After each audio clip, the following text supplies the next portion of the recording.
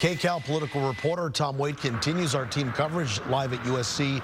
Tom, we saw things calm down moments ago. What's the scene where you are right now? Yeah, that's absolutely right, Juan. They have cleared the scene here. Everyone is gone from the park. You can see the last bits of the LAPD force leaving this area right now from just outside of Alumni Park. There is no one left here. You can see they're getting back in their vehicles to leave.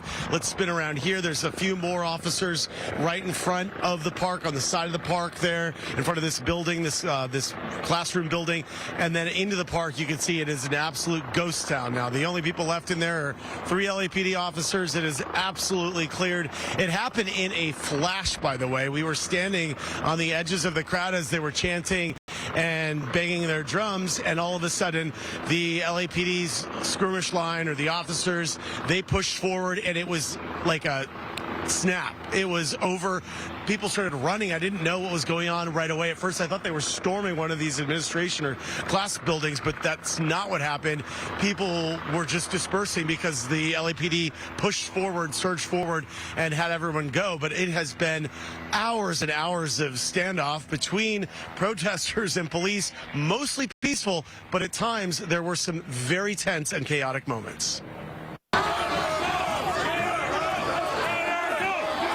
Tense moments around dinner time on the USC campus. Protesters and LAPD officers in riot gear clashing on the steps of the Center for Public Relations. Hey, let her go! Let her go! Bottles thrown, officers pushing the crowd back with batons.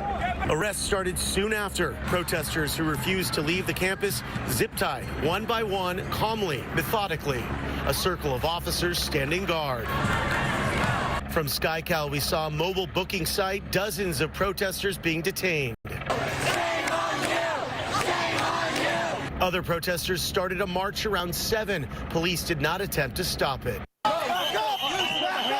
Earlier in the day, another very tense standoff as campus security tried to detain a protester. A crowd surrounded officers. He was finally released. Emotions fully charged all day at Alumni Park. Free, free, free Palestine! They're funding this genocide that's happening in Palestine and to our people, and we're not standing for that. We're not going to be silenced any longer. I have no problem for people fighting for what they believe is right. The issue that I have is when there are hate crimes and hate speech. And once again, I have to hand it to the LAPD. Their tactics were very effective. It took a long time. It took a few hours, but for the most part, there were no major violent incidents. The protesters seemed to finally comply as the LAPD increased their posture and increased the pressure on the crowd. They left, they moved, and once again, just look at this here. Look at it. It is absolutely night and day, no pun intended, to what we saw just a few hours ago. You can see officers, the few students just kind of moving through here. Probably don't know this might be closed off, but there's officers returning there, the ones that Des was talking about. Scotty, just swing to the right a little bit there. So you can see the officers come back from where they were pushing the crowd out of the gates, off the campus, and now you have them kind of converging and reconvening here back by Alumni Park. But this place is completely cleared. There is absolutely no one here. The USC administration clearly making sure that they have their campus